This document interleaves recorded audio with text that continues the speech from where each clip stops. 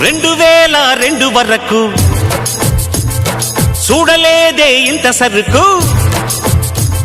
2002 వరకు చూడలేదే ఇంత సరుకు సోకులతో వచ్చేసింది సూదులతో గుచ్చేసింది చినుకులతో చిందేసింది చివ్వంటూ లాగేసింది పోక పోక తోటకెళితే